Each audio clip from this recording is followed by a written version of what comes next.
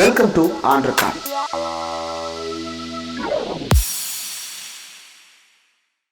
Welcome to on record. இன்றைக்கு நம்மோடு நேர்காணலுக்காக சிறப்பு விருந்தினராக ஊடகவியலாளர் திரு கார்த்திகேயன் அவர்கள் இணைந்திருக்கிறார். அவரோடு பேசலாம். சார் வணக்கம். சார் வணக்கம். இந்த எலக்ட்ரல் பாண்டு ஜட்ஜ்மெண்ட் வந்திருக்கிறது. ரெண்டு பேருமே முடிவுகள்ல ஒருமித்த முடிவு எடுத்தாலும் காரணங்கள் வேற வேற சொல்லி ஒரு தீர்ப்பு கொடுத்திருக்கிறார்கள். இந்த தீர்ப்பை பெரிய அளவுல ஒரு ஜனநாயகத்துக்கு கிடைத்த வெற்றி, தாமதமாக கிடைத்தாலும் கூட அரசியலமைப்பு சட்டத்தின்பால் நின்று வழங்கப்பட்ட இதை வரவேற்க வேண்டும் அப்படின்னு ஒரு பெரிய வரவேற்பு இருக்கிறத பார்க்க முடிகிறது. இந்த தீர்ப்பை நீங்க எப்படி பாக்குறீங்க? உண்மைதான். இந்த முதல்ல இந்த தீர்ப்பு வந்த காலச்சூழல் ரொம்ப முக்கியம் அப்படின்றது நான் நினைக்கிறேன். ஏன்னா இரண்டு காரணங்களுக்காக. ஒன்று, இந்த நாட்டில் ஜனநாயகம் என்ன நிலையில் இருக்கிறது, குறிப்பாக தேர்தல் நடத்தும் தேர்தல் ஆணையம், நீதிமன்றங்கள், நமக்கு எல்லா பிரச்சனைகளுக்கும் ரெமெடி இருக்கக்கூடிய கடைசியா இருக்கக்கூடிய இந்த கான்ஸ்டிடியூஷன் கோர்ட்டு தான், உச்ச நீதிமன்றம், உயர் நீதிமன்றம். அப்போ சமீப காலத்தில் அயோத்திய வழக்கா இருந்தாலும் சரி, ஆர்டிகல் 370 அப்ளிகேஷனா இருந்தாலும் சரி, அதில் அந்த உச்ச நீதிமன்றங்கள் எடுத்த நிலைப்பாடு, அதே போல தொடர்ச்சியாக இந்த பல்வேறு வழக்குகளில் அவர்கள் கொடுக்கக்கூடிய தீர்ப்புகள் ஒன்றிய அரசுக்கு சாதகமா இருக்கு என்ற விமர்சனம், மேனால் உச்சநீதிமன்ற நீதியரசர்களே வெளிப்படையாக உச்சநீதிமன்றத்தினுடைய செயல்பாடு, குறிப்பாக வழக்குகள் எந்த நீதிபதியிலும் பட்டியலிடப்படுகிறது அப்படின்பது குறித்து வெளிப்படையான அவர்களுடைய விமர்சனம். மிகவும் மூத்த வழக்கறிஞர்கள் உச்சநீதிமன்றத்தில் இருப்பவர்கள் வெளிப்படையாக உச்சநீதிமன்றத்துடைய செயல்பாடு விமர்சிக்கக்கூடிய சூழல். அப்போ ஜனநாயகத்தின் மீது பல்வேறு கேள்விக்குறிகளும் அதனுடைய அங்கமான உச்சநீதிமன்றம், அப்போ அவர்கள் மீதும் பல்வேறு சந்தேகங்கள் எழுப்பப்பட்ட ஒரு சூழல்ல அந்த தீர்ப்பு வந்திருக்கிறது. அதனால்தான் எல்லோரும் கொண்டாடப்படுகிறது. அடிப்படையில் கொண்டாடப்படுவதற்கு காரணம் இந்திய பாராளுமன்ற ஜனநாயகத்தில் ஜனநாயகம் என்று சொல்லும் போது அடுத்த முக்கியமான ஒரு விஷயம் பகுதி தேர்தல் நடத்துவது. அந்த தேர்தல் நடத்தும் நடைமுறையில அதுல முக்கியமாக இருக்கக்கூடிய அரசியல் கட்சிகளுக்கு நிதி பெறுவதிலேயே ஒரு வெளிப்படைத்தன்மை இல்லை என்றதை சட்ட ரீதியாக ஒரு பாராளுமன்றத்தில் மணிபில்லாக கொண்டு ஒரு ஆளும் அரசு தங்களுக்கு சாதகமாக பயன்படுத்தி வரக்கூடிய நன்கொடைகளில் 60% பெற்று பயன்பெற்று கொண்டிருந்த ஒரு ஆளுங்கட்சி. அப்போ அந்த நடைமுறை என்பது தேர்தல் ஜனநாயகத்தையே கேள்விக்குறியாக்கக்கூடியதாக இருந்தது. ஆனா இது போல நீங்க சொன்னது போல உண்மைதான். 2019 இருந்து இருக்கக்கூடிய வழக்கு இப்பதான் தீர்ப்பு கொடுக்குறாங்க. வாங்குறதெல்லாம் வாங்கினதுக்கு அப்புறம் பிஜேபி எவ்வளவெல்லாம் வாங்க முடியுமோ, இல்ல மித்த கட்சிகள் வாங்க முடியுமோ, அவர்களுக்கு இயன்ற வரை ஆளுங்கட்சிகள் வாங்கி குவித்ததெல்லாம் அனுமதித்து விட்டு இன்றாவது கொடுத்தது என்ற முறையில தான் இந்த தீர்ப்பு வரவேற்கத்தக்கது. ஒன்று, இது மேல் தேர்தல் பத்திரங்கள் கொடுக்க முடியாது, மறைமுகமாக ரகசியமாக நன்கொடைகளை பெற முடியாது, அப்படி அந்த முறையில வரவேற்கத்தக்கது. அதே போல அந்த பெரிய ஆட்சியில் இருக்கக்கூடிய கட்சிகளுக்கும் ஆளும் அரசுகளுக்கும் பெரும் பண முதலைகளுக்கும் இடையான அந்த கள்ள உறவு இருக்கு இல்லையா, அந்த பிரதிபலன் எதிர்பார்த்து செய்யக்கூடிய அந்த கள்ள உறவு, அதன் நன்கொடைகள் என்கிற பெயரில் கொடுக்கப்படுகிற ஊக்கங்கள், இதெல்லாம் அப்படிதான் உச்சநீதிமன்ற தீர்ப்பிலே குவிட் ப்ரோ போன்ற வார்த்தையை பயன்படுத்தி. நீங்கள் வெற்றிகரமான ஊடகவியலாளராக ஒரு வாய்ப்பு உங்கள் பேரலை முன்னெடுப்பில் ஆழி அகாடமி வழங்கும் ஊடகத்துறையில் பணியாற்ற ஆர்வம் உள்ளவர்களுக்கான பொலிட்டிக்கல் ஜேர்னலிசம் வகுப்புகளின் வெற்றிகரமான 2 பேட்சுகளை தொடர்ந்து தமிழ்நாட்டின் முன்னணி ஊடகவியலாளர்களின் நேரடி வழிகாட்டுதல்களுடன் மார்ச் முதல் 3வது பேட்ச் தொடங்குகிறது. கூடுதல் தகவல்களை அறிந்து கொள்ளவும் உடனே பதிவு செய்து கொள்ளவும் டிஸ்கிரிப்ஷனில் ஆழி அகாடமி இணைப்பு கொடுக்கப்பட்டுள்ளது. இது ரொம்ப முக்கியமானது. இந்த பிரதிபலன்களை எதிர்பார்த்து டொனேட் பண்றது அப்படின்றது உச்சநீதிமன்றம் ரொம்ப தெளிவா சொல்லுது. ஒன்னு பொலிட்டிக்கல் அஃபிலியேஷன், ரெண்டாவது குவிட் ப்ரோகோ. ரெண்டையும் பிரிச்சு பார்க்க முடியாதுன்னு உச்சநீதிமன்றம் சொல்லுது. அப்ப இந்த பிரதிபலனை அனுமதித்தார்களா இந்த உச்சநீதிமன்றம் ஆய்வு செய்யுமா செய்யாது? அது ஒரு பாரதூர விளைவுகளை உருவாக்கக்கூடிய ஒரு பெரிய இஷ்யூ அது. ஆனா அந்த ஆஸ்பெக்ட்குள்ள போகல. உச்ச நீதிமன்றம் நல்வாய்ப்பாக அரசியல் கட்சிகளுக்கு இல்ல ஆளும் அரசுகளுக்கு ஒரு ரிலீஃப் அந்த விஷயத்துல. ஓகே, இந்த நன்கொடை இவர்கள் பெற்றிருக்கிறார்கள், இத்தனை நிறுவனங்கள் பெற்றிருக்கு, இதற்காக இவ்வளவு பாலிசிகளை ஃப்ரேம் செய்வதில் சமரசங்கள் செய்யப்பட்டிருக்குன்னு ஒரு பெரிய அளவில் ஒரு பாரதூர விளைவுகளை ஏற்படுத்தக்கூடிய ஒரு அந்த கேள்விக்குள் போயிருந்தால் நினைத்து பார்க்க முடியாத ஒரு பூதாகரமான விளைவுகளை எல்லாம் இந்திய அரசியல் ஏற்படுத்தியிருக்கும். அது பல கட்சிகள், குறிப்பாக ஒன்றியத்தில் ஆட்சியில் இருக்கக்கூடிய பாஜக அம்பலப்பட்டு நின்றிருக்கும். ஏன்னா கடந்த 5 ஆண்டுகளில் டைவெஸ்ட்மெண்ட் என்ற பெயர்ல பல்வேறு பொதுத்துறை நிறுவனங்கள் ஒன்றிய அரசினுடைய காலமாக உருவாக்கிய சொத்துக்கள், அது போர்ட் ஆகட்டும், இல்ல ஏர்போர்ட் ஆகட்டும், ஏர்லைன்ஸ் ஆகட்டும், இல்ல பல்வேறு அமைப்புகள், லாபகரமானது, நஷ்டகரமானது என்று சொல்லப்பட்டது, இல்ல நல்ல செல்வம் கொடிக்கக்கூடியது, பெரும் சொத்துக்கள் இருப்பதையெல்லாம் வந்து அடிமாட்டு விலைக்கு என்று சொல்லக்கூடிய அளவிற்கு வந்து இல்ல மிகவும் பெரும் முதலாளிகளுக்கு மிகவும் லாபகரமான சூழல்ல வந்து விற்கப்பட்டது என்ற குற்றச்சாட்டுகளாம் எழுந்தது. பல்வேறு முக்கியமான துறைகளில் கொள்கை முடிவுகள், அதில் திட்டமிடல்கள் எல்லாம் வந்து பெரும் முதலாளிகளுக்கு சாதகமாக மாற்றம் செய்யப்பட்டது என்று, குறிப்பாக என்வாயன்மெண்ட் லாஸ் எல்லாம் வந்து மைனிங்க்கு சாதகமாக மாற்றப்பட்டது அப்படின்றதெல்லாம் நம்ம பார்த்தோம். அதற்கு அற்புதமான உதாரணம் இப்ப ஆட்சி மாற்றம் ஏற்பட்டதற்கு அப்புறம் சத்தீஸ்கர்ல ஹஸ்தியோ ஃபாரஸ்டில் பெரும் அங்க ஒரு மைனிங் பிளான்ட்டை வந்து திட்டமிட்டது இந்தியாவில் இருக்கக்கூடிய ஒரு பெரிய நிறுவனம். அது சென்ற காங்கிரஸ் ஆட்சி, பூபேஷ் பகேல் ஆட்சி வந்து அதற்கு முடியவே முடியாது என்று ராகுல் காந்தி சொன்னார். அவர்கள் அனுமதிக்கவில்லை. இன்று அது சம்பந்தமான அதற்கான ஒரு மசோதாவோ ஒரு நடவடிக்கை சட்டமன்றத்தில் வரும் பொழுது அதற்கு எதிர்ப்பு தெரிவித்த எதிர்கட்சி உறுப்பினர்கள் அத்தனை பேரும் பாராளுமன்றத்தில் நடந்தது போலயே வந்து அவர்கள் சஸ்பெண்ட் செய்யப்படுகிறார்கள், வெளியனுப்பப்பட்டு அந்த மசோதாக்கள் நிறைவேற்றப்படுது. அங்கு ஆயுதப்படை ஏந்திய போலீஸ் பாதுகாப்போடு பழங்குடியின மக்களை வந்து அப்புறப்படுத்துகிற நடவடிக்கைகளும் நடப்பதாக செய்திகள் வருகிறது. ஸோ இப்படிப்பட்ட ஒரு சூழல்ல பல்வேறு முக்கியமான என்வாயன்மெண்டல் லாஸ், சுற்றுச்சூழல் சம்பந்தமான சட்ட திருத்தங்கள், பெரும் நிறுவனங்களை இல்லைன்னா வந்து எக்கலாஜிக்கலி சென்சிட்டிவ் திட்டங்களை கொண்டு வருவதற்காக தளர்வுகள் மேற்கொள்ளப்பட்டது. அப்போ இது போன்ற விஷயங்களை யார் பயனுக்காக வந்து இந்த கொள்கை முடிவுகள் மாற்றப்பட்டது.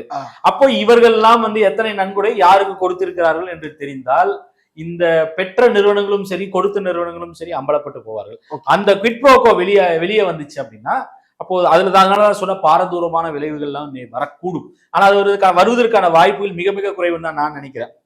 எக்ஸப்ட் ஒரே ஒரு விஷயம், நீங்க சொன்னது போல கன்கரிங் ஜட்ஜ்மெண்ட்லேயே தனியாக தீர்ப்பு எழுதிய திரு சஞ்சீவ் கண்ணா அவர்கள், அதில் நான் படித்த செய்திகளில் வச்சு நான் புரிந்து கொண்டது, ஒரு இடத்தில் வந்து அவர் ஒரு ஆலோசனையாகவோ ஏதோ ஒரு விஷயத்தை சொல்லியிருக்கிறார். இது போல குவிட் ப்ரோ கோ என்று கண்டறியப்பட்டால் பிஎம்எல்ஏவை இன்வோக் செய்யலாம் என்ற அதுல ஒரு கருத்தை பதிவிட்டதாக வந்து நான் செய்திகளில் படித்தேன். அப்போ ஒருவேளை ஏன்னா இந்த மார்க்சிஸ்ட் கம்யூனிஸ்ட் கட்சியை தவிர்த்து இந்தியாவில் இருக்கக்கூடிய பெரும்பாலான அங்கீகரிக்கப்பட்ட கட்சிகள் அத்தனை பேருமே வந்து இந்த தேர்தல் பத்திரங்கள்ல பெற்றிருக்கிறார்கள்.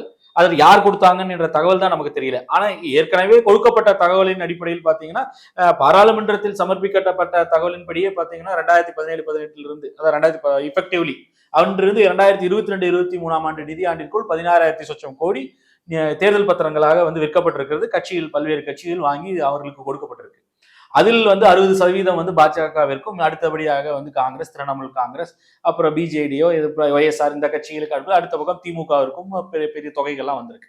அப்போ இந்த தொகைகள் பெற்றதுல எந்தெந்த கட்சிகள் பெற்றார் என்றது, யாரிடம் பெற்றார்கள், இவர்கள் என்னென்ன கொள்கை முடிவுகளை மாற்றம் செய்தார்கள் என்ற ஒரு கேள்வி ஒண்ணு. இன்னொன்னு, அப்படி ஒருவேளை குட் ப்ரோக்கோ என்று நீதியரசர் சொன்னது போல சந்தேகம் எழும் பட்சத்தில் பிஎம்எல்ஏவை இன்வோக் செய்வதாக இருந்தால் இன்று இருக்கக்கூடிய இடி அமலாக்கத்துறை வந்து எப்படி செயல்படும் எல்லாத்துக்கும் தெரியும். அப்போ எதிர்கட்சிகள் மீது வந்து ரொம்ப எளிதாக ஏவி விட்டு அவர்களை வந்து லாக் செய்யறதுக்கு ஒரு அற்புதமான வாய்ப்பாக கூட இது பயன்படுத்தலாம். சோ ரெண்டு அச்சமும் இருக்கு. ரெண்டு பக்கமும் கூறுள்ள ஒரு கத்தியே சஞ்சீவ் ஆமா இது வந்து நான் செய்திகள்ல படித்தது. அதுல வந்து சட்ட நுணுக்கங்கள் என்னன்னு தெரியல, அதுக்கான சாத்தியக்கூறு என்னன்ற நம்ம ஆராயணும். ஏன்னா இடியை இன்வோக் பண்ணோம்னா அதுக்கு ஒரு ப்ரெடிகேட் அஃபென்ஸ் இருக்கணும், ஏற்கனவே ஒரு வழக்கு பதியப்பட்டு ஒரு எஃப்ஐஆர் இருக்கணும். குறைந்தபட்சம் வந்து ஒரு இப்போ லஞ்ச ஒழிப்புத்துறையோ இல்ல ஏதோ ஒரு வைல்ட் லைஃப் ஆக்ட் கூட இன்வோக் பண்ணலாம். இப்ப இந்த விவசாயி மேல போட்டது கூட ஒரு காட்டெருமையை சுட்டது தானே. அப்ப அதெல்லாம் கூட வந்து ஒரு எஃப்ஐஆர், முதல் தகவல் அறிக்கை இருக்கும் பட்சத்தில் ஒரு ப்ரெடிகேட் அஃபென்ஸ், ஒரு குற்றம் செய்யப்பட்டதாக சந்தேகம் எழுந்து அதற்கு முதல் தகவல் அறிக்கை வந்து பதியப்பட்டாதான் இடி வந்து அதுக்குள்ள வந்து விசாரணைக்கு வர முடியும். அதுல வந்து அந்த ப்ரொசீட்ஸ் ஆஃப் த கிரைம், அந்த குற்றம் இழைத்ததுனால கிடைக்கப்பெற்ற பணத்தை வந்து சலவை செய்வதற்கு எவ்வாறு வந்து இவர்கள் பயன்படுத்தினார்கள் என்ற அடிப்படையில் தான் வந்து வரணும். அது சொல்லியிருக்காரு. அததான் நான் சொல்றேன். ஒருவேளை அந்த விஷயம் வந்து இன்வோக் செய்யப்பட்டால் இன்று இருக்கக்கூடிய மிக எளிதாக எலக்டோரல் பாண்ட்ஸ் பெற்ற அந்த எதிர்கட்சிகள் ஆளும் அரசுகள், எதிர்கட்சி ஆளும் மாநிலங்கள்னே வச்சுக்கோங்களேன், அங்குரிய அரசுகள் மீது இடியை ரொம்ப எளிதாக ஏவலாம்.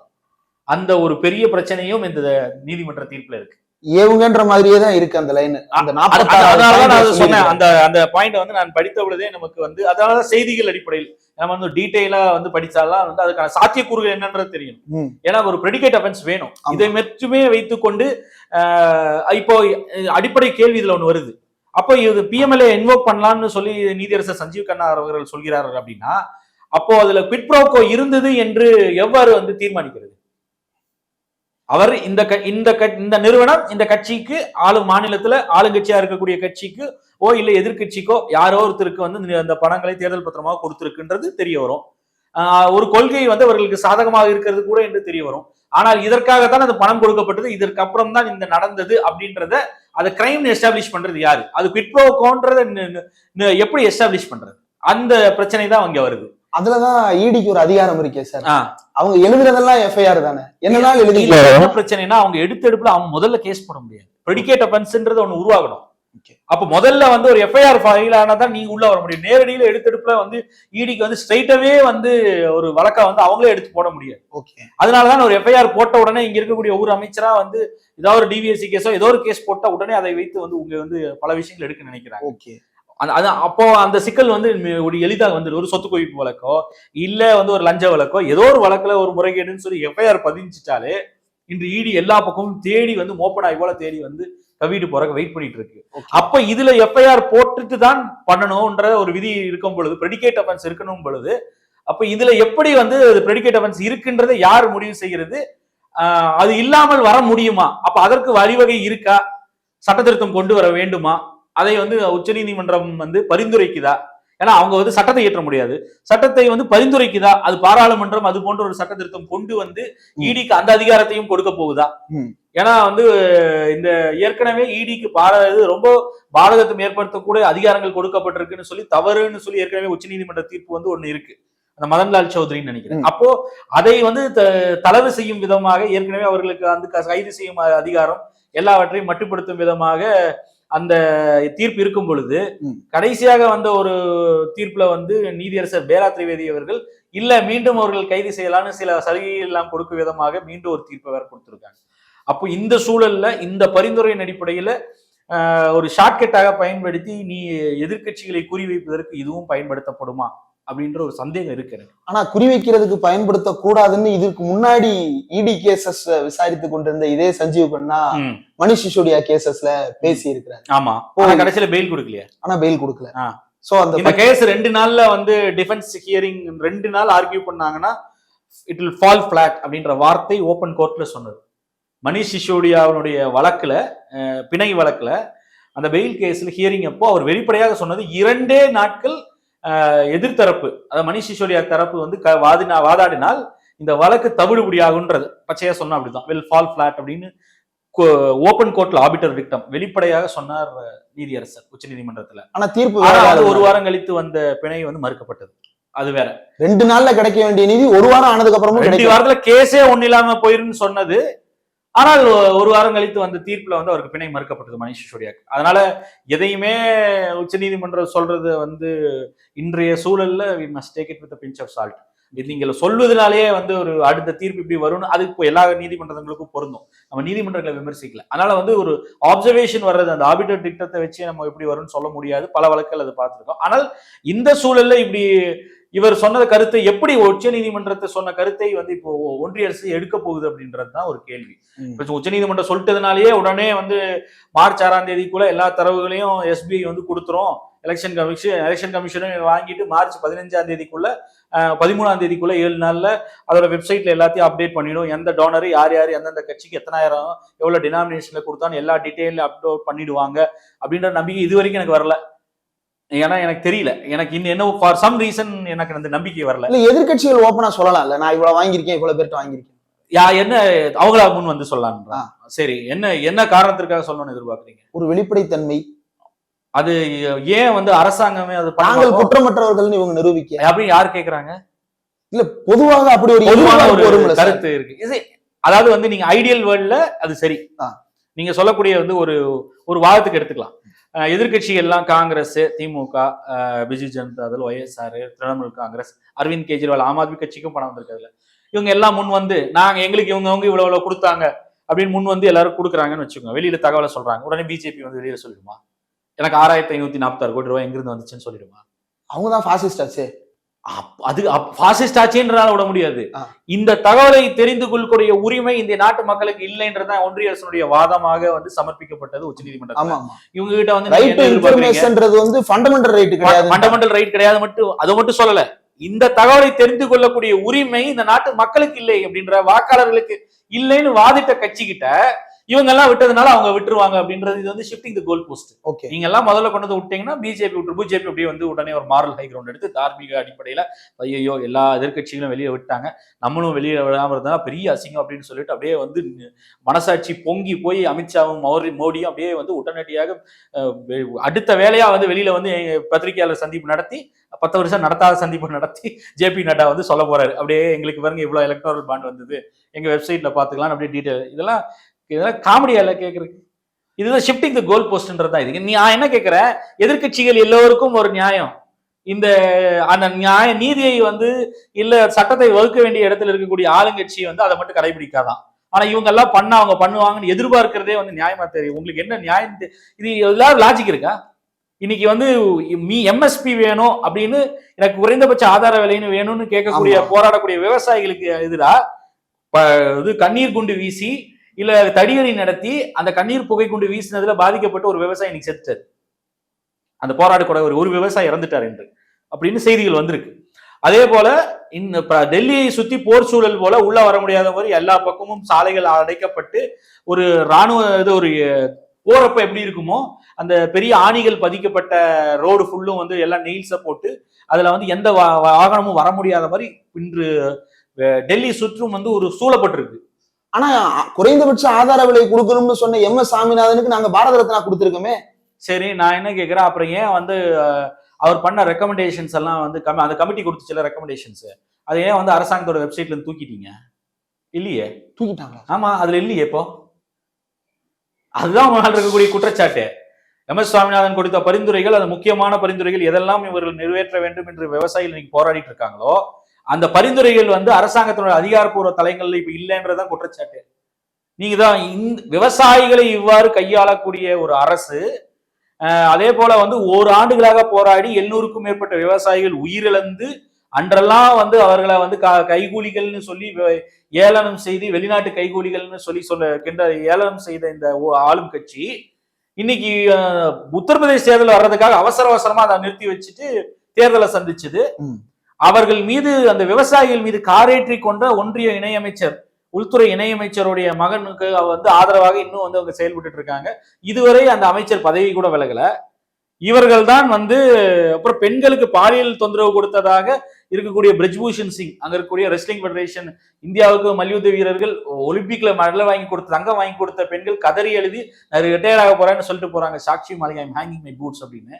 அன்னைக்கெல்லாம் அவருக்கு எதிராக எந்த நடவடிக்கை எடுக்காத இந்த அரசு இங்க வந்து எதிர்கட்சிகள்லாம் வந்து தேர்தல் பத்திரத்துல இங்க பாருங்க எங்களுக்கு எல்லாம் இவ்வளவு வந்துச்சுன்னு சொன்னா உடனே அடுத்த நாள் வந்து ஜேபி நட்டா வந்து எப்படி வெளியிட்டு வரான்.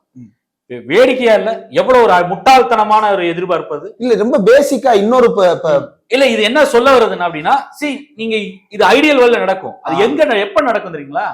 இப்போ எதிர்கட்சிகள் எல்லாம் செய்து விட்டார்கள் என்ற ஒரு குற்ற உணர்வு இல்ல வந்து ஒரு தார்மீக கடமை நமக்கு இருக்கு, ஒரு மாரல் ஹை கிரவுண்ட் எடுத்து ஒரு கட்சி செயல்பட்டால் இருக்கும். நான் அதுக்கு தான் இந்த 3 சம்பவங்களை பட்டியலிட்டேன். வேளாண் இல்ல பிரிஜ்பூஷன் சிங்கோ இல்ல இந்த விஷயங்கள்ல பட்டியலிட்டதற்கான காரணம் வந்து மணிப்பூர்.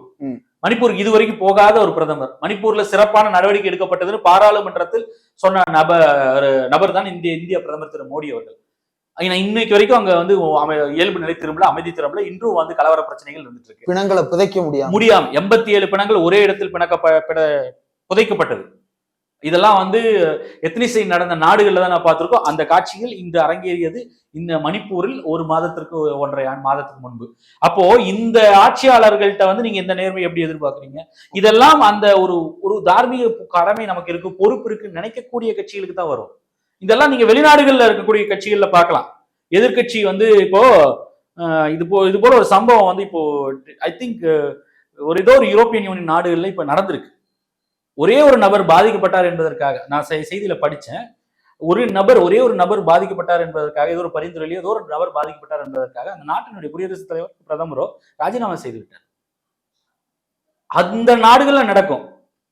இங்க வந்து மக்கள் ஒரு ஆண்டுகள் போராடி கூட வந்து அவர்களுடைய கோரிக்கைக்கு செவிசாய்க்காமல் அவர்களை துரோகிகளாக சித்தரிக்கும் ஒரு அரசு, வன்முறைக்கு காரணமாக வன்முறையை கட்டுப்படுத்த முடியாத ஒரு மாநில முதல்வரை டபுள் என்ஜின் சர்க்கார் என்று அவரை ஆதரித்து இன்னும் வந்து அவரை ஆதரித்துக் கொண்டிருக்கக்கூடிய ஒரு ஒன்றிய அரசு, அவர் இந்த மக்களோடு வந்து இயல்புநிலை திரும்பாமல் அங்க வந்து ஒரு வெர்டிகலாக ஒரு மாநிலம் ஸ்பிளிட்டா இருக்குன்னு சொல்லக்கூடிய அத்தனை ஒரு பிரச்சனை ஓடிக்கொண்டிருக்கக்கூடிய மாநிலத்துல மக்கள் மீது குற்றம் செலுத்தக்கூடிய ஒரு அரசு, இவங்க எதிர்கட்சிகள் வந்து எலக்டோரல் பாண்ட்ஸ் விட்டுட்டா உடனே அவங்க விட்டுருவாங்கிற எதிர்பார்ப்பே வந்து எவ்வளவு வந்து ஒரு என்ன சொல்றது, ரொம்ப ஒரு சைல்டிஷ், அது ஓகே, ரொம்ப இம்மெச்சூரான எதிர்பார்ப்பு. தேவா ஒரு கேள்வி சார், இப்போ கமெண்ட் செக்ஷன்ல நிறைய பார்க்க முடியுது, எதிர்கட்சிகள்லாம் எதிர்க்கிறாங்க அப்படின்னா இவங்கெல்லாம் ஏன் காசு வாங்கினாங்க, ஏன் இவங்க வந்து இந்த காசை வாங்கணும், அந்த காசை வேண்டாம்னு சொல்லியிருக்க வேண்டியதானே, பிஜேபியே வாங்கிட்டு போட்டோம், நான் காசு வாங்கலன்னு சிபிஎம் எப்படி வாங்காம இருந்தோம் அந்த மாதிரி எல்லா கட்சியும் புறக்கணித்திருக்க வேண்டியதானே, அப்ப நீங்களும் பார்ட்னர் இருக்கிறீமா, நீங்களும் அதானிட்ட காசு வாங்கி இருக்கீங்க தானே அப்படின்னு வர்ற, அது நாளைக்கு அம்பலப்பட்டு போனா அந்த கட்சிகள் மீது அந்த மக்கள் விமர்சனத்தை அவங்க எப்படி முடிவெடுக்கிறாங்க அவங்க எடுத்துட்டு போகணும். ஆனால் இதற்கு அடிப்படை கேள்வி திருப்பி எல்லாம் வந்து இங்க இந்தியாவை ஆளக்கூட கட்சியில் தான் வந்து நிக்குது. சிபிஎம் அந்த முடிவு எடுத்துருச்சு. ஆனா இன்று இருக்கக்கூடிய தேர்தல் களம் எப்படி இருக்கு? காங்கிரஸோட கிரவுட் ஃபண்டிங் அக்கௌண்ட்டை முடக்கிட்டாங்க. அதான் நான் சொல்றேன், இன்று காலை ஒன்றிய அரசினுடைய முக்கியமான ஒரு துணையான ஐடி இன்கம் டாக்ஸ் டிபார்ட்மெண்ட் அவர்களுடைய காங்கிரசனுடைய பல்வேறு அக்கௌண்ட்டுகளை பேங்க் அக்கௌண்ட்டை முடக்கிட்டாங்க. அந்த அக்கௌண்ட்டை முடக்கிறது மட்டும் இல்ல, 2019ஆம் ஆண்டு வந்து 45 நாட்கள் வந்து தாமதமாக வந்து வருமான வரி செலுத்தி கணக்குகளை சமர்ப்பித்ததற்காக 210 கோடி ரூபாய் அபராதம் வேற விதிச்சிருக்கிறாங்க. அப்புறம் ஒரு பல்வேறு பிரச்சனைகள், சர்ச்சனைகள், விமர்சனங்கள் பொதுவெளியில் எழுந்ததுக்கு அப்புறம் இப்ப நிறுத்தி வைக்கப்பட்டதாக செய்தி. இப்ப நம்ம கேட்கக்கூடிய ஒரு கேள்வி, ஒரே ஒரு கேள்வி, 45 நாட்கள் தாமதமாக செலுத்திட்டாங்கன்னு சொல்லி இது பண்றாங்க இல்லையா, அப்போ இவர்களுக்கு இந்த இது போல வந்து எதிர்கட்சிகளை தேடி போய் வந்து ஒன்றிய நிறுவனங்கள், ஏஜென்சிகள் வந்து ஹண்ட் பண்ணுது இல்லையா, இதுவரை பாஜக ஆளக்கூடிய மாநிலங்களையோ இல்ல பாஜக கிட்ட இந்த மாதிரி எத்தனை நடவடிக்கை எடுத்திருக்கு? ஒருவேளை அவங்க கரெக்டா கூட வந்து ரிட்டர்ன்ஸ் ஃபைல் பண்ணிருக்கலாம். அப்போ இந்த இந்த எல்லா இடத்துலயுமே நான் எங்கேயுமே சரியா இருக்க மாட்டேன், பாஜக தான் அவங்களுக்கு ரூல்ஸ் வந்து தேல் செட் தி ரூல்ஸ், அது அதாவது வந்து விதிகள் வந்து அவர்களுக்கு சாதகமாக இருக்கும். அப்படியே வந்து விதிகள் உங்களுக்கு எதிராக இருந்தாலும் எந்த நிறுவனம் அவர்களுக்கு எதிராக நடவடிக்கை எடுக்காது. மாறா இவங்க எல்லாரும் வந்து நீங்க ஏன் வாங்கினீங்கன்னு கேட்பாங்க. 50 கோடி ரூபாய் மகாராஷ்டிரால எம்எல்ஏக்குன்னு விலை பேசப்பட்டது, கர்நாடகால 20 கோடி. அரவிந்த் கெஜ்ரிவால் வெளிப்படையாக பேசினார். இது நம்மள இதெல்லாம் சொல்ற நம்ம குற்றச்சாட்டு சொல்லல. பாஜக 3000க்கும் சொச்சம் கோடிகளை எம்எல்ஏக்களை விலைக்கு வாங்குவதற்கு மட்டும் பயன்படுத்தியது என்ற குற்றச்சாட்டை பாஜக மீது நேரடியாக டெல்லி முதலமைச்சர் அரவிந்த் கெஜ்ரிவால் வெளிப்படையாக 3600 கோடிக்கு மேல செலவு செய்திருக்கு எம்எல்ஏக்களை நாடு ஃபுல்லும் விலைக்கு வாங்குவதற்காக இந்த கடந்த 10 ஆண்டுகளில் வெளிப்படையாக குற்றச்சாட்டு வைத்தார். அப்போ ஒரு பக்கம் தன்னுடைய இருக்கக்கூடிய அதிகாரத்தையும் பணபலத்தையும் பயன்படுத்தி எதிர்கட்சிகள் ஆளும் மாநிலங்களுக்கு 10 மாநிலங்கள் ஆட்சி கலைச்சிருக்காங்க. மெஜாரிட்டி அரசுகளை கவிழ்த்து, கூட்டணி அரசுகளை கவிழ்த்து தங்கள் பக்கம் இழுத்து தங்கள் ஆட்சியை நிறுவியிருக்காங்க பாஜக. அப்ப இது போன்ற ஒரு கட்சியை, ஜனநாயகத்தின் மீது எந்த மரியாதையும் இல்லை, எந்த ரூல்ஸையும் நான் கடைபிடிக்க மாட்டேன், எவனோ இப்படி வைக்கிட்ட போகட்டும், ஆனா சட்டத்தை நான் வைப்பதுதான் சட்டம், அதுக்கு எந்த ஒரு அமைப்பும் வந்து அதற்கு எதிரான கடுமையான நடவடிக்கை எல்லாம் எடுக்கவே எடுக்காது. ஆனா இவங்க வந்து எதிர்கட்சிகள் மட்டும் நீங்க ஏன் காசு வாங்கினீங்கன்னா, அப்போ ஒரு நீங்க அடிப்படையில் எலக்டோரல் பேலன்ஸ் எடுத்துக்கோங்க, கொடுக்கப்பட்டது கூட எடுத்துக்கோங்களேன், 16,000 லட்சம் கோடியோ என்னவோ சொல்றாங்க இல்லையா, அது பார்லிமெண்ட்ல சொல்லப்பட்ட தொகை மட்டுமே 17-18 இருந்து 22-23 வரை. இப்ப இதுவரை பெறப்பட்டதுல பாஜகவோட அதிகமாக பெற்றது 6,546 கோடின்னு நினைக்கிறேன். அதற்கப்புறம் இருக்கக்கூடிய காங்கிரஸ் 1,123 கோடி 2வது இடத்துல. அப்ப 3வது திரிணாமுல் காங்கிரஸ், கடைசியாக திமுக எல்லாம் பெற்றது வந்து 600 கோடி தான் நினைக்கிறேன்.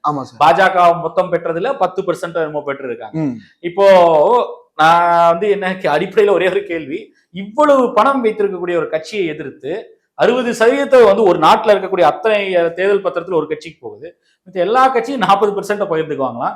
அந்த 40% நீங்க ஏங்க விட்டு வாங்கினீங்க, விட்டு இருந்தா அவங்களுக்கே போகணும். ஒருவேளை அந்த ஆதங்கத்துல சொல்றாங்களா என்னன்னு தெரியல. அந்த 40% பாஜகக்கே போயிருமே, நீங்க எதுக்கு வாங்குறீங்க அப்படின்னு சொல்லி அதற்காக சொல்றதா இருந்தா அவங்க ஆதங்கத்தை புரிஞ்சுக்க முடியும், பாஜக மீது தங்களுடைய அக்கறை புரிஞ்சுக்க முடியும். எதிர்கட்சிகள் வாங்கல, இல்ல நீங்க முதல் வெளியிடுங்கன்னு சொல்வதற்கு பின்பு இருக்கக்கூடிய ஒரே ஒரு இது வந்து என்னன்னா, ஒண்ணு தங்களுடைய அறியாமை, இன்னொன்னு அப்படி இல்லை அப்படின்னா அப்ப பாஜகவின் மீது ஏதோ ஒரு விதத்தில் பாஜகவை டிஃபென்ஸ் செய்ய வேண்டும் என்ற ஒரு நோக்கம் இருக்குன்றதான் நான் பாக்குறேன். ஏன்னா நீங்க இப்போ வாங்கலைன்னா என்ன எடுக்குது, நிதி வாங்கல, எதிர்கட்சிகள் யாருமே வாங்கல, அந்த 40% வந்து பாஜகவுக்கு போகுது, இல்லைன்னு போகவே இல்லைன்னு வச்சுக்கோ, செலவு பண்ண காசு இருக்காது. அதான் நான் கேட்கிறேன். எம்எல்ஏக்களுக்கு வந்து அந்த காசு வந்து எங்க போகுதோ, என்ன பண்ண போறாங்களோ, என்ன செலவு பண்ண போறாங்கன்னு தெரியாது. இது இன்னைக்கு காங்கிரஸ் சொல்லுச்சு, சம்பளம் போட முடியல, எலக்ட்ரிசிட்டி பில் கட்ட முடியல. ஆமாங்க, நேஷனல் ஹெரால்டுக்கு அந்த பத்திரிகை நடத்துவதற்காக கடன் பெற்று இருக்கு, சொத்துக்களை வைத்து காங்கிரஸ் கட்சி. இதுதான் நிலைமை இன்னைக்கு எதிர்கட்சியினுடைய நிலைமை. திமுக ஆட்சியிலே இருந்தா கூட பெரிய பணபலம் எல்லாம் வந்து ஆட்சியில் இருக்கக்கூடிய கட்சி ஓரளவுக்கு சமாளிக்க முடியும். மாநிலங்கள்ல தான், ஒன்றியத்தில் ஆட்சியில் இருக்கக்கூடிய பாஜக எல்லா இடத்திலும் சமாளிக்க முடியும். அந்த ஒரு மாநிலத்தினுடைய தலைவராக இருந்தா, அந்த கட்சியினுடைய மாநில தலைவராக இருந்தா 10 லட்சம் ரூபாயில 3 லட்சம் ரூபாய் வாடகை கொடுத்து வீட்டு செலவு பண்ணி எல்லோரும் நண்பர்கள் உதவி செய்யறக்கு 1000 பேர் வருவாங்க. எதிர்கட்சிகளுக்கு யாரு வருவா? யாரும் வரமாட்டாங்க. அப்போ அவர்களை வந்து நீங்க போய் காசு வந்து எலக்டோரல் பாண்டு டொனேஷன் தானே. ஆசாண்டேட் இந்த தீர்ப்பு வரும் வரை இந்த முறை வந்து சட்டத்தின்படி தான் பெறப்பட்டது. இன்று அன்கான்ஸ்டியூஷனல். இந்த அடிப்படையிலேயே அவர்கள் கேட்க வேண்டிய கேள்வி ஒண்ணுதாங்க. அன்கான்ஸ்டியூஷன் வந்து உச்சநீதிமன்றம் 5 நீதிபதிகள் கொண்ட அரசியல் சாசன அமர்வு டிக்ளேர் பண்ணிருக்கு அப்படின்னா, அப்போ ஒரு அரசியல் சாசனத்துக்கு புறம்பாக அன்கான்ஸ்டியூஷனலான ஒரு சட்டத்தை மணி பில்லுன்னு சொல்லி பைபாஸ் பண்ணி ஒரு சட்டத்தை கொண்டு வந்து இவ்வளவு நன்கொடையை பெரும் முதலாளியிலிருந்து பெற்றிருக்கக்கூடிய இந்த அரசு 5 வருடம் இதே ஆட்சி நடத்தினாங்களோ, ஆட்சியை கவிழ்த்தாங்களோ, ஆனா பெற்றிருக்கக்கூடிய அரசு வேறு ஏதாவது ஒரு நாடாக இருந்திருந்தால் இன்று அந்த நாட்டில் இருக்கக்கூடிய அந்த பிரதமர் அந்த சட்டம் கொண்டு வந்திருக்கு தார்மீக பொறுப்பேற்று ராஜினாமா செய்திருப்பார். பக்கத்துல பாகிஸ்தான்ல எத்தனை பிரதமர் நான் கேட்க அது விட்டுருங்க. நான் சொல்றது தார்மீக கடமையை பொறுப்பேற்று ராஜினாமா செய்திருப்பார். நான் கொண்டு வந்த ஒரு மேஜர் ரிஃபார்ம் இந்த நாட்டின் ஜனநாயகத்தை கேள்விக்குரிய ஆக்கியது அப்படின்னு சொல்லி உச்ச நீதிமன்றத்தால் வந்து கொட்டு வைக்கப்பட்டிருந்தால் வேறு எந்த நாடா இருந்தாலும் சரி, ஒரு சொரணையுள்ள இல்ல ஒரு தார்மீக கோபம் உண்மையிலேயே மனசாட்சி இருந்திருந்தால் அந்த ஆளுங்கட்சிக்கு தலைமை வைக்கக்கூடியவர் யாராக இருந்திருந்தாலும் ராஜினாமா செய்திருப்பார். இந்தியா அந்த மாதிரி நாடு இல்லை. இங்க மணிப்பூர் நடந்தாலும் பிரச்சனை இல்லை, பிரிஜ்பூஷன் சிங் நடந்தாலும் பிரச்சனை இல்லை, விவசாயிகள் வேளாண் துறையில வந்து விவசாயிகள் ஒரு ஆண்டுகள் போராடி செத்தாலும் பிரச்சனை இல்லை. ஆனால் நான் செய்வது சரி என்று பேசக்கூடிய ஒரு அரசு, ஒரு கட்சி ஆட்சியில் இருக்கும் பொழுது எதிர்கட்சியில வந்து நீங்க ஏன் வாங்குனீங்க, நீங்க ஏன் வந்து முதல்ல வெளியிடுங்கன்னு சொல்வது என்பது, அப்போ வந்து நீங்க ஷிஃப்டிங் த கோல் போஸ்ட். விளையாட்டுல வந்து எல்லாமே வந்து அந்த ஆளுங்கட்சிக்கு சாதகமாக வந்து நடக்கும். எதிரணியில் இருக்கக்கூடியவர்கள், எதிர்கட்சியாக இருக்கக்கூடியவர்கள் வந்து அவர்கள் மட்டும் சரியாக இருப்பார்கள். ஆனா ஆளுங்கட்சி எந்த நேரத்திலும் சரியாக இருக்காது. தங்களுக்கு சாதகமாக மட்டுமே வந்து நாட்டை ஆளக்கூட கட்சி இருக்கும். ஆனா மித்தவங்க எல்லாம் சரியாக இருக்கணும் என்ற எதிர்பார்ப்பு இருக்குல்ல. இவர்கள் தவறு செய்யலன்னு நம்ம யாரும் சொல்லல. இந்த மாநிலத்தில் இருக்கக்கூடிய கட்சிகளோ, இல்ல பிரதான எதிர்கட்சி காங்கிரஸோ, இல்ல திமுக, திரிணாமுலோ, அரவிந்த் கெஜ்ரிவால் கட்சி ஆப்போ, இல்ல ஒய்எஸ்ஆர் எந்த கட்சியா இருந்தாலும் ஒருவேளை அதானிக்கு எதிராக கூக்குரலிட்ட கட்சி எல்லாம் அவர்கிட்டயே அது எலக்டோரல் பாண்ட் வாங்கி பலன் பெற்று சாதகமாக வந்து ஒருவேளை நடவடிக்கை எடுத்திருந்தால் மக்கள் அவர்களை தண்டிக்கட்டும். நம்மளும் சேர்ந்து அந்த மக்களாக நிற்போம். ஆனால் நம்ம கேட்கக்கூடிய கேள்வி, அந்த பொறுப்பை மக்கள்கிட்ட விட்டுறலாம். அப்படி ஒருவேளை அந்த தரவு வெளியே வந்துருச்சுன்னா நம்ம விமர்சிப்போம், அந்த அரசுகளை விமர்சிப்போம், அந்த கட்சிகளை விமர்சிப்போம். ஆனால் இது எல்லாவற்றுக்கும் வித்திட்ட ஒரு அன்கான்ஸ்டியூஷனலாக பனிபிள் என்று பேக்டோர் என்ட்ரியில இப்படி ஒரு கேவலமான வந்து இந்தியா ஜனநாயகத்தை கேள்விக்குறியாக்குற சட்டத்தை கொண்டு வந்தாரு. அது ஸ்ட்ரைக் டவுன் செய்யப்பட்டிருக்க. அதற்கு என்ன பொறுப்பேற்க போகிறார் இந்த பிரதமர்? அந்த கட்சி என்ன பொறுப்பேற்க போறாரு? இதுவரைக்கும் வாய் திறக்கல. அப்போ அதை கேட்காத ஒரு ஆட்கள் வந்து இன்னைக்கு வந்து எதிர்கட்சிகள் நீங்க வெளியிடுங்க, எதிர்கட்சிகள் ஏன் பெற்றீங்கன்னு சொல்லி அவர்களிடம் மட்டும் இந்த தார்மீக கேள்வி கேட்கறது இருக்குல்ல. மீறி கேட்டா என்னன்றது, அவங்கதான் வந்து நீங்க சொன்ன மாதிரி அவங்கதான் பாசிஸ்ட்னு தெரியல, அவங்ககிட்ட கேட்க முடியாதனால அவங்ககிட்ட கேட்கறேன் அப்படின்றது. அப்ப இவங்க என்ன பண்ணுவாங்க? இவங்க வாங்கவும் கூடாது, எடுக்கவும் கூடாது, ஜெயிக்கவும் கூடாது. எல்லாம் இந்தியா ஃபுல்லு பிஜேபி ஆட்சி. அது சொல்லிட்டு போயிருங்களேன் பேசாம, பிஜேபிக்கே எல்லாம் சாதகமா இருக்கட்டும், நீங்களே எதுவும் பண்ணாதீங்கன்னு சொல்லி. இதெல்லாம் வந்து அப்ப ஐடியல் வேர்ல்டுல எப்ப எல்லாம் மாறி வர்றது, எல்லாம் முடிச்சு போய் எல்லாரும் சுடுகாட்டுக்கு போனதுக்கு வருவாங்க. இந்த கேள்விகளோட தான் இந்த எலெக்ஷன் நடக்க போகுது. ஒரு கட்சிக்கு ஒருத்தர் காசு கொடுக்குறாரு, எல்ஐசி அவருக்கு காசு கொடுக்குது. இந்த சர்க்கிள் கண்ணு முன்னாடி தெரிந்திருந்தாலும் கூட அதன் மீது எந்த பீனல் ஆக்ஷனும் இல்லாம இந்த கோர்ட் அந்த தீர்ப்பை முடித்திருக்கிறது. பொறுத்திருந்து பார்ப்போம் என்ன நடக்குது. இவ்வளவு நேரம் ஒதுக்கி இந்த நேர்காணல் தந்ததற்கு நன்றி. நீங்கள் வெற்றிகரமான ஊடகவியலாளராக ஓர் வாய்ப்பு உங்கள் பேரலை முன்னெடுப்பில் ஆழி அகாடமி வழங்கும் ஊடகத்துறையில் பணியாற்ற ஆர்வம் உள்ளவர்களுக்கான பொலிட்டிக்கல் ஜேர்னலிசம் வகுப்புகளின் வெற்றிகரமான 2 பேட்சுகளை தொடர்ந்து தமிழ்நாட்டின் முன்னணி ஊடகவியலாளர்களின் நேரடி வழிகாட்டுதல்களுடன் மார்ச் முதல் 3வது பேட்ச் தொடங்குகிறது. கூடுதல் தகவல்களை அறிந்து கொள்ளவும் உடனே பதிவு செய்து கொள்ளவும் டிஸ்கிரிப்ஷனில் ஆழி அகாடமி இணையதள இணைப்பு கொடுக்கப்பட்டுள்ளது.